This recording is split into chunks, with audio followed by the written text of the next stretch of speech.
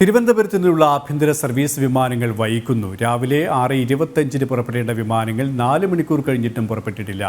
4 മണിക്കൂർ കഴിഞ്ഞിട്ടും ഭക്ഷണം നൽകാത്തതിൽ യാത്രക്കാരുടെ പ്രതിഷേധവും ശക്തമാണ്. ഇവരുമായി ടിൻഡുദാസ് ചിരിയൻ. ടിൻഡു, ഇത് സാഹചര്യത്തിലാണ് വിമാനങ്ങൾ വൈകുന്നത്. ഒപ്പം യാത്രക്കാരുടെ പ്രതിഷേധവും എത്രത്തോളം ശക്തമാണ്?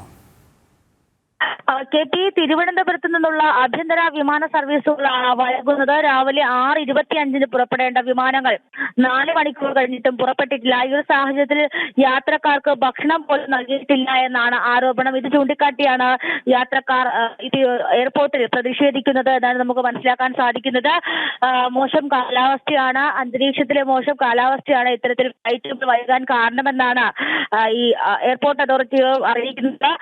വരും മണിക്കൂറുകളിൽ ഈ നിലവിലെ സാഹചര്യം മാറ്റിക്കൊണ്ട് വിമാന സർവീസുകൾ പുനരാരംഭിക്കാൻ കഴിയുമെന്ന പ്രതീക്ഷയുണ്ടെന്നും അറിയിക്കുന്നുണ്ട്.